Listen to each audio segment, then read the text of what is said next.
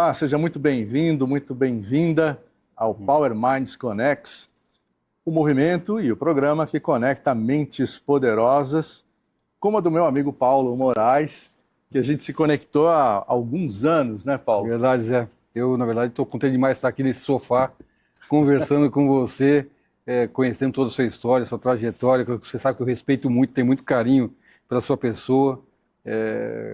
E agora num mastermind incrível como esse, né? Eu acho que isso é demais, incrível. Ah, legal.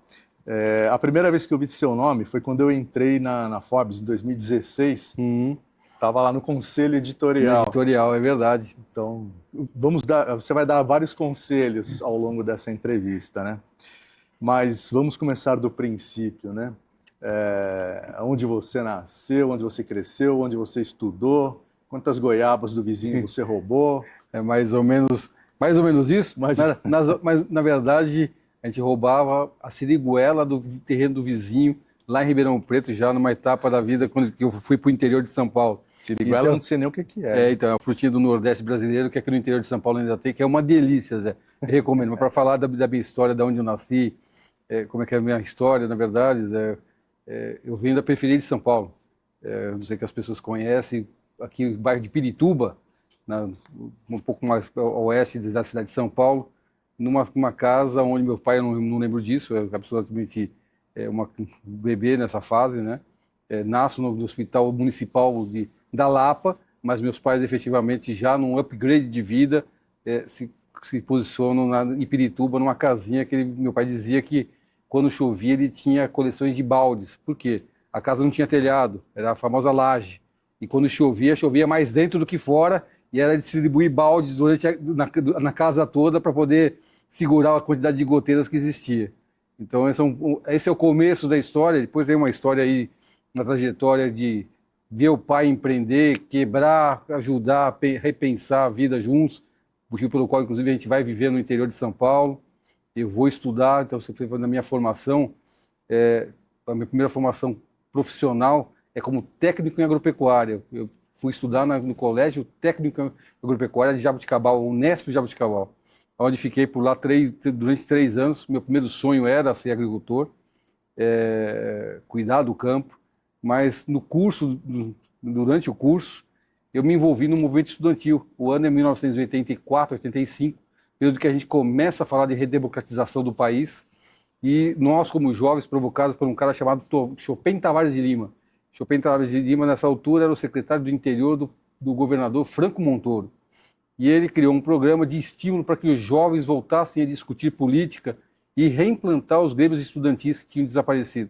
E eu me envolvi nesse projeto, aos finais de semana.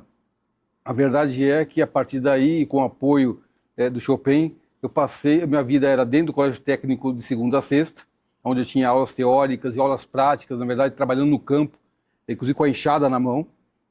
E aos finais de semana era visitar o estado todo, visitando as escolas estaduais, para convencer os jovens a reimplantar os grêmios estudantis.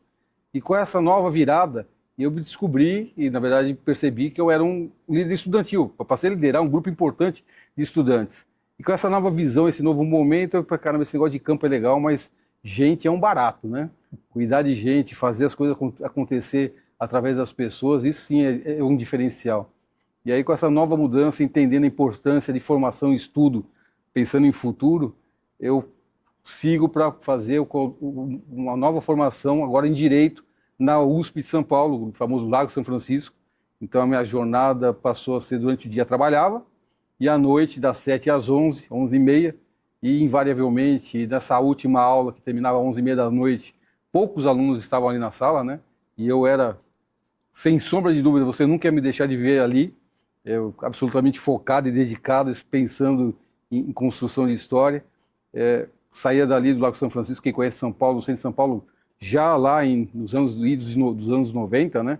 Já era uma região um tanto hostil, né? Hoje talvez até piorado, mas naquela altura já era hostil. Descia para a Praça da Bandeira para pegar o busão para voltar para casa, porque no dia seguinte tinha trabalho. Então essa é de forma muito rápida, como começa e por onde eu passei na minha formação. Ah, legal. Bom, você é conhecido agora como o fundador da Espaço Laser, né? É o meu sobrenome, né? Virou seu Eu sobrenome? costumo dizer que você, no mundo do empreendedorismo, você pode ser reconhecido como uma pessoa de relativo sucesso quando você adquire o sobrenome da empresa que você fundou.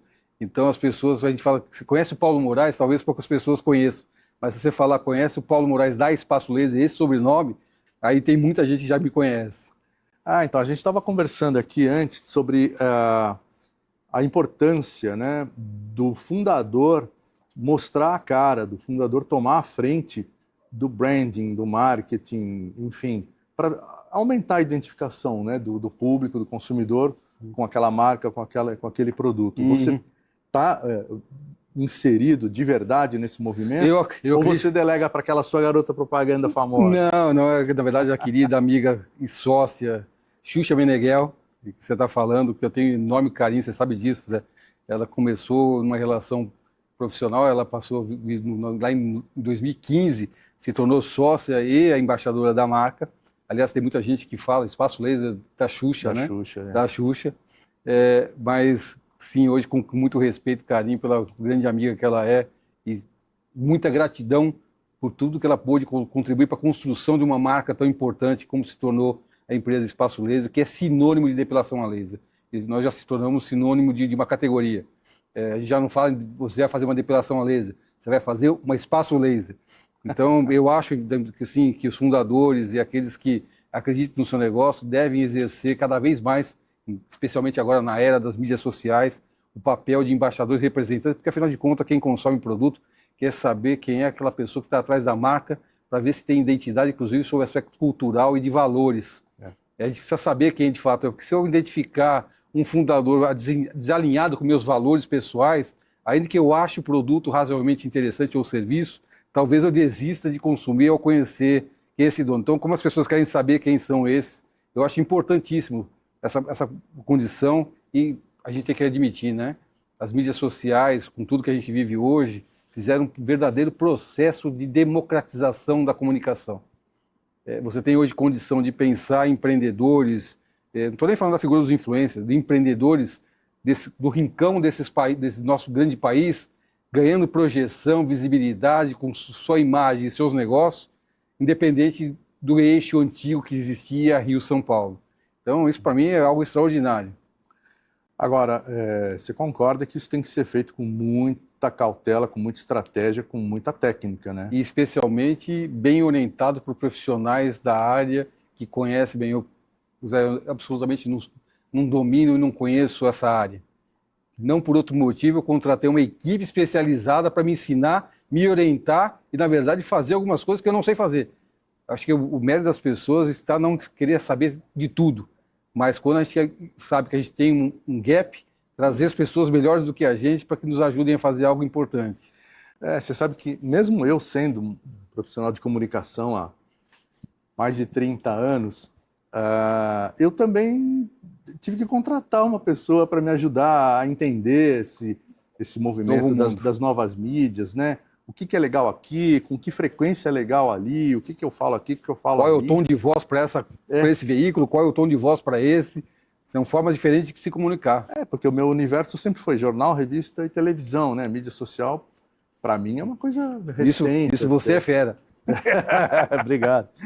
Mas, e aí a turma falava, pô, você, né, como editor-chefe da Forbes, você não pode ficar aí fora das mídias e tal. Falei, tá bom. Aí contratei uma pessoa. No mercado até que eu já era meio conhecido porque eu frequentava, né? Lógico, os almoços, os eventos, né? A gente se conheceu dessa maneira. Mas essa presença nas mídias sociais, se para um cara de comunicação com 30 anos de experiência já é delicada, você imagina para alguém que não é, né, da área. Tem que realmente tomar todo cuidado. Mas assim, também uma coisa importante, eu tenho falado isso quando eu sou convidado a falar um pouco do tema, a gente vê uma certa resistência por parte de alguns empreendedores que, inclusive, de forma inadvertida, procuram criticar aqueles que estão fazendo a comunicação pelas mídias sociais. Mas a resposta a essa forma de crítica e visão é: se você não faz e acha, inclusive, quem está fazendo não faz tão bem como você, está na hora de você começar a fazer. Porque aquele que você acha que não faz tão bem o que você faz, produto ou serviço, através das mídias sociais, que inclusive está conseguindo monetizar, ele vai contratar pessoas melhores do que você para fazer melhor do que você. O que eu estou querendo dizer é o seguinte: os dinossauros eram gigantes dessa terra e já não estão mais aqui porque não conseguiram se adaptar a novo momento, a situação do mundo. Então, se você não se adapta à nova realidade, o que está sendo colocado, prepare para ser o dinossauro que irá desaparecer. Então, é a hora de começar a se comunicar, e treinar e aprender, contratar pessoas que saibam te ensinar a fazer, abrir o bendito celular e falar para fora. Não tem jeito. Esse é o novo mundo. Se você não fizer isso, quem fizer vai te superar e provavelmente vai, inclusive, te engolir e de forma triste, dizer que, eventualmente, seu concorrente vai fazer com que você desapareça. Mesmo o produto ou o serviço dele sendo inferior. Eventualmente, sim. Eventualmente né? Eventualmente, sim. Agora, como eu disse para você, aqueles que estão falando, inclusive monetizando pelo fato de estar falando, gerando valor através disso, estão tendo condições de contratar mais pessoas melhores do que eles para fazer melhor do que a gente está fazendo. Esse negócio de depilação tá em alta ainda? Tá bombando? Muito, muito. A empresa tem 20 anos de existência. Na verdade, agora em 2026, a gente completa 22 anos de existência. Eita. Foi fundado em 2004. Em abril de 2026, a gente completará 22 anos de história. Lá no começo, não precisa nem falar que ninguém sabia, quando a gente fala de depilação laser, o que era, né? Quando você olha, depois de 22 anos de existência, e lembrando que além de nós, existem outros players no mercado, o que a gente chama de curva de adoção, o que antes era 1% de adoção, hoje a gente tem ainda 15% do público interessado adotando a metodologia como forma de se cuidar e tratar. Eu estou falando aí de públicos importantes, tanto homens como mulheres, tá? Não só as mulheres. Ok, 85% ainda são mulheres dentro da espaço laser, mas eu estou dizendo uma leitura de forma reversa, 15% já são homens se cuidando e utilizando a depilação a laser como metodologia de tratamento. Lembrando que o homem faz depilação praticamente todos os dias quando faz a barba. Ele pode escolher fazer isso de outra forma, inclusive de forma mais inteligente. Mas é só a barba? Não. O jovem que a gente vê, especialmente jogador de futebol, quando tira a camiseta e vê que ele não tem pelo nenhum no peito, aquilo não é coisa da natureza, não. Ele está depilando. Então, em vez de fazer isso na lâmina, ou não estou falando nem considerando a cera, tá? Porque o homem é um ser medroso e jamais encararia a cera como as mulheres ainda encaram, algumas estão ainda encarando, não entenderam a importância do laser. Mas sim, Zé, a gente tem um potencial gigantesco. Estou falando só do público masculino para você entender o potencial que existe aqui. A gente, depois de 22 anos de história, a gente ainda só tem 15% da nossa base de clientes do público masculino. E a gente sabe, inclusive, comparado a outros mercados mais maduros como o nosso, o europeu, o americano, isso pode facilmente chegar a 30%. E isso, quando a gente fala em números de pessoas, é uma quantidade gigantesca. Quantas pessoas, ao longo da nossa história, se trataram no espaço laser? Quase 7 milhões de pessoas, de brasileiros, já se cuidaram entre homens e mulheres na nossa história. É muita gente? Não. Se a gente pensar num país de 220 milhões, a gente ainda tem uma jornada gigantesca a ser cumprida. Lembrando que a todo tempo está nascendo novas pessoas, tem um processo contínuo de renovação. Esse processo de mudança de hábitos é interessante, né? Quando eu era criança, eu achava que quando eu chegasse aos 18 anos, o que eu queria ser: alto, bonito, forte, rico, famoso e peludo. Esquece o pelo. Eu contei isso para as minhas filhas, elas, peludo não, que nojo. O pelo... eu acho que eu me espelhava no Sean Connery, no James Bond da época, sim. né? E aqui no Brasil, Tony Ramos. Não, Tony Ramos aí já too much, né? Aí já não dá. Então, mas ele lembra que foi um galã do tempo dele, né? Sim, ele sim. foi um dos galãs. Tanto é que a gente tinha uma brincadeira, e infelizmente nunca aconteceu, a gente queria fazer a brincadeira de Depila Tony Ramos, que seria o grande desafio da Espaço Laser. Vocês falaram isso para ele? Não chegamos a falar, mas internamente na discussão a gente considerou tentar procurá-lo para fazer esse desafio. Ia precisar de umas 15 sessões, ou sei lá quantas, eu nem sei. Mas você tem outros negócios também? Sim, na verdade, assim, até 2022 eu liderei a companhia. Aliás, eu tive a honra de conduzir e a fazer o processo de abertura de capital, sendo a primeira empresa do setor de estética e beleza no Brasil a abrir o capital na Bolsa de Valores de São Paulo, na B3. Enorme orgulho dessa jornada, foi uma jornada incrível de transformação da companhia, mas conforme combinado, inclusive com os demais sócios, depois de uma jornada tão intensa como foi, e praticamente eu estive envolvido diretamente na condução do negócio praticamente por 8 anos, porque até 2014, apesar de ser um dos sócios fundadores, eu não estava efetivamente no dia a dia. Eu cumpri um papel de conselheiro ativo. Todas as quartas-feiras eu ia à empresa para discussão com sócios das questões que estavam andando, ajudar em algumas temáticas mais sensíveis, mas a gestão diária eu não participava.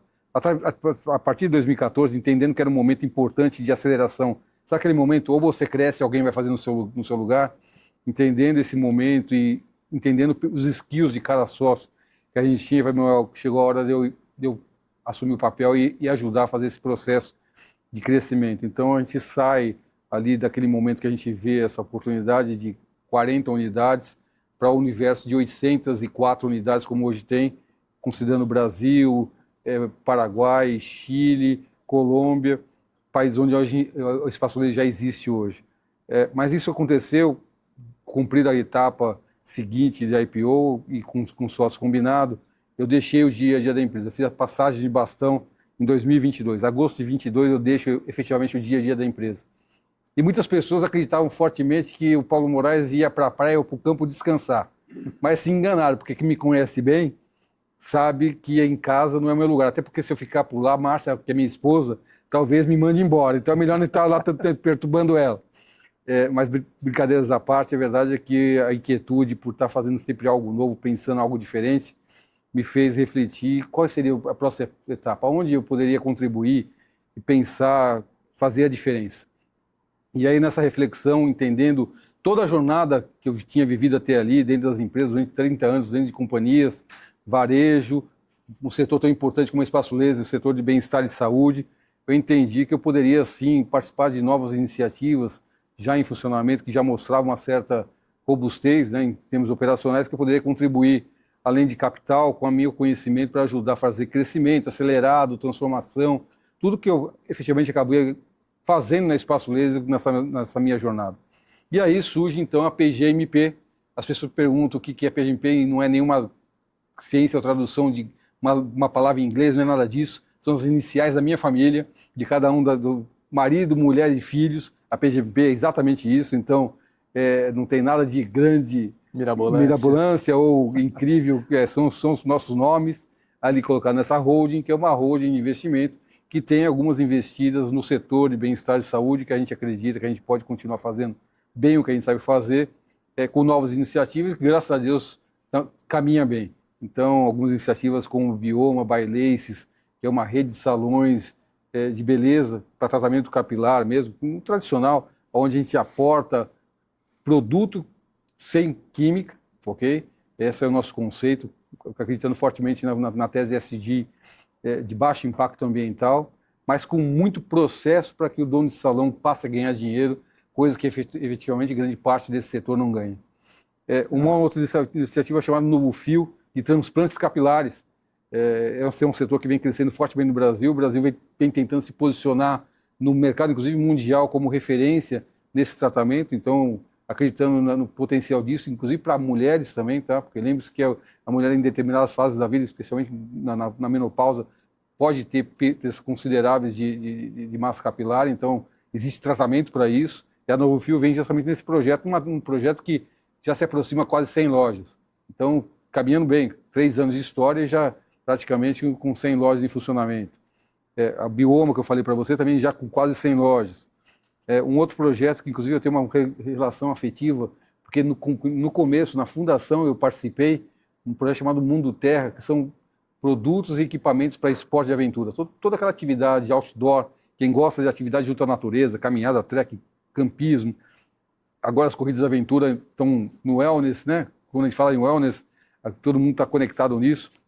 Um projeto que também está indo bem, tem muito tempo de história, mas nunca pensou em crescimento. E eu me juntei ao fundador para ajudar a fazer aceleração de crescimento. Uma rede de academias, a gente está entrando nesse setor fortemente. Eu acredito fortemente nesse tema de se cuidar pensando em longevidade com qualidade de vida. Que nada me adianta viver muito tempo sem qualidade. E aí não tem jeito, Zé. Para você ter uma qualidade, uma terceira etapa da sua vida com qualidade, a atividade física é algo que você não vai poder deixar de fazer. As pessoas perguntam, você gosta de fazer academia, Paulo? Eu odeio. A tal da academia para mim é como se fosse remédio amargo. Mas eu estou lá todas segundas, quartas e sextas, fazendo a minha musculação, me cuidando, porque eu sei que para a terceira etapa, quando eu estiver na terceira idade, os músculos precisam estar firmes para que eu tenha uma condição de vida, inclusive para a mobilidade. Então a gente precisa se cuidar. Então, muita gente já percebeu esses benefícios, sabe? Agora, e a gente agora tem a referência, né? Porque quando a gente falava há 20, 30 anos atrás da importância da atividade física, a gente não tinha a referência de pessoas que tinham feito isso para usar como referência. Hoje, quando você pega as pessoas que acreditaram nesse propósito de vida, você vê pessoas de 80, 70 anos correndo, inclusive fazendo maratona, mostrando que sim, a atividade física é uma forma de se garantir qualidade de vida na terceira idade. E o pessoal de 60 anos foi até reclassificado, aí ganharam um nome novo, né? Como é que é? NOTE. O que quer dizer isso mesmo? New Older Life, já nem sei traduzir, mas são a conjunção de novos, novos antigos, né, no novo estilo de vida. Isso, é o novo antigo. A gente não é mais terceira idade, é o novo antigo. E eu tendo a concordar, sabe? Porque um homem ou uma mulher hoje de 60 anos, nada se compara a um homem de 60 anos de 20 anos atrás, né? Você vê claramente pessoas nessa idade, eu estou me aproximando daí, eu não consigo me classificar ainda na terceira idade com 60 anos. 58 vou fazer agora. 58? Você já pegou o metrô e alguma moça levantou para você sentar no lugar? Ainda não tive essa ousadia. Esse dia é inesquecível, cara. É uma situação horrorosa. Você tá olhando a moça, olha que moça bonita e tal, olhando para ela, ela levanta, tio, pode sentar. Fica à vontade. Senta lá, tio. Mas, enfim, no fim, a tua holding caminha sempre para o lado da estética, que acaba refletindo na saúde mental da pessoa, né? Sim. Ou na saúde física. Na verdade, mesmo, assim, né? é uma holding olhando o bem-estar e saúde de forma ampla e onde eu sei que eu posso contribuir. Às vezes eu sou impactado por alguns empreendedores querendo que eu olhe o projeto na perspectiva de investir, ver como é que eu posso ajudar. E eu entendo que, assim, para mim faz sentido, e esse é um perfil meu, eu não sei fazer papel de investimento sem estar muito próximo, acompanhando e contribuindo, uma posição muito ativa, né, como investidor. Não sei fazer esse papel em algo que eu não conheça ou não domine. Ainda que, e aí vem um desafio interessante, porque eu tenho sido convidado também a participar de conselhos, e recentemente fui convidado a trabalhar para ir participar de um conselho de administração de uma indústria, Zé. Imagina, eu não faço nem ideia o que seja indústria. Tanto é que no dia do almoço do convite, feito o convite para mim, eu, lógico, fiquei agradecido, lisonjeado pelo convite realizado, né? Mas eu fiz a pergunta, escuta, gente, vocês estão entendendo que eu sou um cara de varejo, como é que eu vou contribuir para a indústria de vocês, que para mim é um outro mundo? E a resposta para mim foi algo que, inclusive, me provocou a decisão de forma positiva, a decidir aceitar o convite. Foi exatamente isso que a gente quer de você. A gente quer ter uma visão do varejo para que a gente se modernize a nossa indústria e que a gente passe a pensar diferente. Então, esse é o papel que a gente espera de você como conselheiro do nosso conselho. E aí, com esse desafio feito, e entendendo que eu ia poder aprender muito, porque a realidade da indústria, produção, logística, controle de estoque, é uma realidade que eu não participei, eu nunca vivi, né? Eu nunca participei efetivamente em produção, em processos produtivos, mas tem sido uma jornada de muito aprendizado e interessante, inclusive de muita troca, onde eu estou podendo contribuir a fazer eles pensarem um pouco de forma mais ágil e moderna como pensa o varejo, porque o varejo é de muita agilidade, né? O varejo, aliás, da característica do varejo, você pensar com muita agilidade a cada mês, porque se o varejo que não se reinventa e não coloca energia, normalmente ele tende a desaparecer. É importante que tenha muita agilidade. Então, essa visão de agilidade, transformação, mudanças, novos olhares e novas oportunidades, é o que eu tenho procurado levar para essa companhia onde eu estou hoje no conselho, que é a Capricórnio Test, uma companhia de faturamento de bilhões e que eu estou podendo ajudar. Mas essa é a beleza das conexões, né? Porque eu tenho acompanhado isso. Você junta num jantar, numa confraria, num evento, o que quer que seja, pessoas de áreas diferentes, com vivências diferentes, em estágio diferente da evolução empresarial, e você percebe que, às vezes, o o cara do varejo vai dar um insight para o cara da indústria que, como ele está inserido naquela operação, ele não enxerga. Não consegue enxergar, Se ele não exatamente. consegue olhar de cima, ele está muito dentro do business, né? Aí vem um cara aqui e fala, meu, por que você não pinta aquele parafuso de vermelho que todo mundo vai enxergar? É isso. E coisas maravilhosas acontecem, né? Não só negócios, mas soluções totalmente inesperadas. Então, acho que você fez bem de aceitar o convite. Aceitar o convite. E eu estou feliz lá, eu espero que eles também estejam contentes comigo, porque tem sido uma jornada de muita troca, muito aprendizado, e concordo com vocês. Né? Momentos de se conectar é importante para fazer benchmark, conhecer, se desafiar, pensar diferente, sair um pouco da forma normal de se pensar o que você faz diariamente, né? Porque às vezes a gente entra numa rotina tão intensa que você deixa de olhar as oportunidades que estão à sua volta. E a gente começa a achar tudo que a gente faz óbvio, né? E natural, e não é. Sem desafios. Tem desafios, tem talentos, tem as suas maravilhas. É isso. Próximos passos na sua carreira? O sonho de eventualmente fazer algo melhor do que eu consegui fazer até aqui, Zé. Eu costumo pensar assim, ok, tem um planejamento dentro do que a gente está fazendo dentro da PGMP, a gente sabe onde a gente quer chegar com ela, mas qual vai ser a próxima jornada melhor do que a gente fez até hoje? Eu acredito que só trabalhando a gente vai descobrir. Então, energia todo dia, eu costumo dizer a todo tempo, quando eu estou trabalhando com as pessoas, eu nunca digo para ninguém boa sorte. Eu absolutamente acho que o elemento de sorte até tem um elementozinho da oportunidade, mas a verdade é que a sorte só aparece efetivamente das pessoas que estão ativas, trabalhando, realizando, transformando, que aí, se você estiver no momento certo, trabalhando, entregando o resultado, o componente sorte vai te ajudar muito. Então, trabalhando muito para encontrar a sorte. É isso aí. Agora, para encerrar esse bloco, no lado pessoal, quais são os seus hobbies? Eu tenho um hobby que eu, inclusive, posto nas minhas mídias sociais, recuperado do tempo do meu pai, lá na infância, que é o aeromodelismo. Ah, que legal. Numa etapa do aeromodelismo muito diferente de quando eu comecei lá no passado. O aeromodelismo hoje, de controle de aviões em modelo escala, que é algo incrível, inclusive com uma tecnologia embarcada nesses brinquedos, entre aspas, que fazem minha cabeça entrar em estado de tranquilidade e, mais do que isso, concentração, esquecendo todo o universo que eu tenho no dia a dia. Porque uma coisa é certa, no aeromodelismo, se você começar a pensar de coisas diferentes do que você está fazendo ali, bem pro chão. Mas o seu é controle remoto ou é controle remoto? Cabo? Não, hoje ainda existe o aeromodelismo a cabo, mas hoje já no controle remoto. Eu lembro, tinha um primo que fazia também os aviões incríveis deles. É querosene, né? Que se usa? Então, que usa? hoje, essa coisa evoluiu muito. Os motores já são motores na combustão de gasolina de avião mesmo. Ah, é? Ixi. Você tem ainda o modelo de óleo de álcool metílico com óleo de rícino na mistura, mas os mais modernos, inclusive, além disso, na evolução disso, você já tem aviões em turbina em querosene, como se queima querosene de um avião a jato de verdade. Caramba. É incrível. A evolução desse hobby, que é o aeromodelismo, evoluiu muito em termos de tecnologia e melhorias. Incrível. Que legal. Eu ficava encantado ali com a perfeição, né, da montagem, a paciência. Eu já tinha chutado aquilo, já tinha quebrado na segunda peça que não desse certo. Isso é louco. Agora a gente vai para um bloco um pouco mais apimentado. Bora. Que é a caixa preta. A gente vai abrir a sua caixa preta empresarial. Vamos lá. Para tirar os seus segredos mais ocultos. Vamos lá? Bora. Paulo Moraes, fundador da Espaço Laser.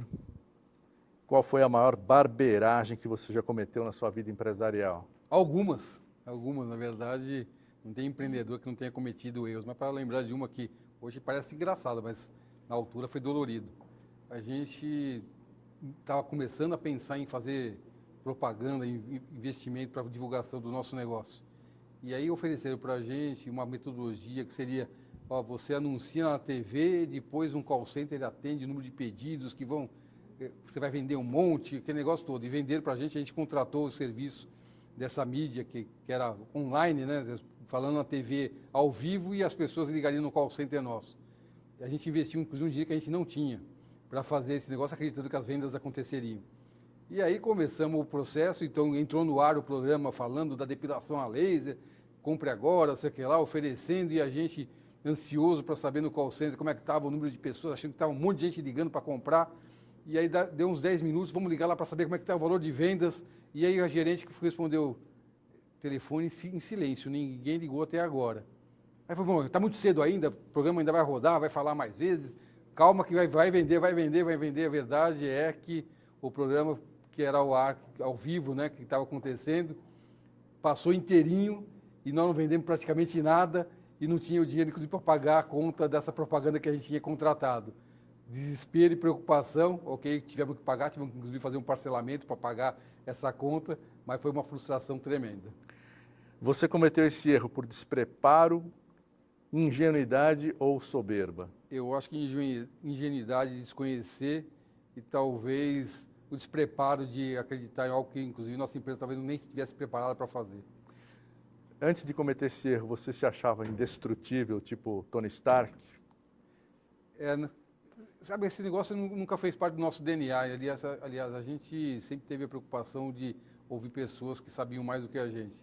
Mas, por vezes, a gente acha que sim, né? A gente se acha tão senhor do negócio que a gente abre mão de ouvir pessoas que conhecem mais do que a gente do negócio. Você já puxou o tapete de algum sócio, concorrente ou parceiro? Não, Zé.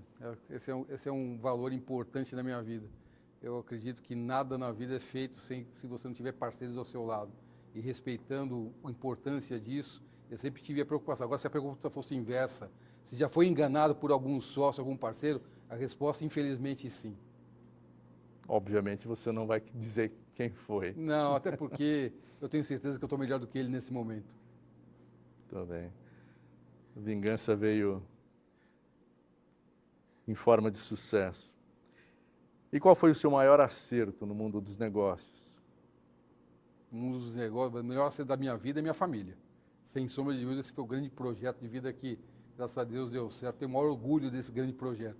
Mas do mundo dos negócios, eu ganhei o sobrenome da Espaço Laser. Então, eu tenho um enorme orgulho da companhia que criamos, uma companhia com 10 mil colaboradores, mais de 800 lojas espalhadas pelo Brasil e fora do Brasil, uma companhia que tem 96% da sua força de trabalho na mão de mulheres, hoje com uma CEO, inclusive mulher, uma companhia que já atendeu 7 milhões de pessoas na sua história, impactando de forma positiva essas pessoas. Então tem motivo de sobra para comemorar e dizer, esse sim foi um grande projeto que tem o meu DNA, a minha história gravada ali. Então, por outro motivo, as pessoas me conhecem, como disse, meu sobrenome, na verdade, não é Paulo Moraes, é o Paulo da Espaço Laser. E agora aquela pergunta da moda. Se você voltasse no tempo e encontrasse com você aos 20 anos de idade, que conselho você daria para você mesmo? Acredita, vai firme que vai dar certo, cara. Como é que você enxerga hoje essa posição do Paulo como protagonista da Espaço Laser? Você falou que você tem o sobrenome da Espaço Laser, né? Mas você também é uma figura importante, né? Então, como é que você lida com isso? Você separa o Paulo da Espaço Laser? Atualmente sim, porque eu não estou mais no dia a dia da empresa, né? É possível falar hoje que eu pense 100% em Espaço Laser. Aliás, eu sou metódico nisso, tá? Como hoje eu tenho algumas investidas, eu sou um cara cartesiano na gestão do meu tempo. Porque hoje o maior patrimônio que eu tenho no meu dia a dia é meu tempo dedicado às coisas que eu faço. Então, se são 6 empresas investidas e cada um dentro de um tamanho e patamar, eu tenho que fazer uma gestão inteligente de tempo equalizando. E, lógico, mais do que a marca Espaço Laser, eu procuro aproveitar toda a experiência adquirida com a construção dessa empresa chamada Espaço Laser, porque, lógico, veio com muito aprendizado. Como disse para você, erramos algumas vezes. E toda vez que a gente errou, anotado o erro para a gente não cometer novamente. Como é que você lida com os tantos convites que você recebe, né, para, sei lá, participar de... a gente sabe, né? Você acabou de dizer que você já recebeu uma rasteira no sócio, mas também tem muita gente que cola em você porque quer se aproveitar do seu sucesso, né? Como que você lida com isso? Como que você identifica e lida com isso, né? Vamos lá. É lógico que a gente entende que algumas pessoas têm esse olhar de tentar tirar de alguma forma proveito da sua proximidade. Quando a gente identifica pessoas que estão preocupadas em tirar proveito do que você colocou, o foco é com muita habilidade se afastar. Paulo, como é que você lida com o assédio dos aproveitadores? Posso Isso, complementar só um negócio? Claro. Na vida, seja interessante e não interesseiro. Os seus filhos são mais importantes para você do que espaço laser ou é o contrário? Não, não dá nem para colocar na balança para tentar pensar e comparar. É lógico que eu dediquei, ainda dedico ainda parte importante da minha vida com eles, mas na balança de valores de vida, nada, absolutamente nada, nem espaço laser vai suplantar nem minha esposa, nem meus filhos, que são o motivo da minha existência. Aí não dá nem para colocar, para pensar em colocar na balança. Não tem nenhum momento, nem prestigiar. A gente está pensando aí de coisas que são absolutamente diferentes. Valores de vida, para mim, o valor máximo é a relação construída de pessoas, família, sem sombra de dúvida, mas pessoas. Um vício, hábito ou mania que você preferia não ter? Trabalhar demais. Eu sou obstinado pelas coisas que faço e às vezes faço de forma exagerada.